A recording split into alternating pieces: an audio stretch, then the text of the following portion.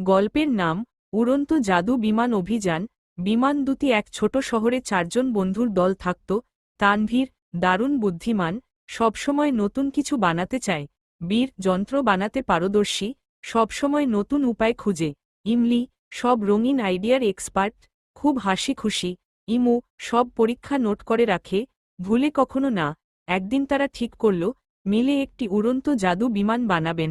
তানভীর পরিকল্পনা দেখালো, ইমলি রঙের প্যান্টিং আর ডিজাইন করল, বীর বিভিন্ন যন্ত্রাংশ সংযুক্ত করল, আর ইমু সব নোট ও ব্লুপ্রিন্ট চেক করল। ল্যাবে ছোট ছোট যন্ত্র, স্ক্রু, গিয়ার আর পেইন্টের মধ্যে তারা একসাথে কাজ করতে লাগল। একে একে তারা বিমানের প্রতিটি অংশ ঠিক করল, পাখা লাগালো, ইঞ্জিন বসাল, আর সবশেষে রঙিন বিমানটা দাঁড় করল। শেষে তারা সবাই আনন্দে চিৎকার করল, দেখো, আমরা মিলে উড়ন্ত জাদু বিমান বানালাম।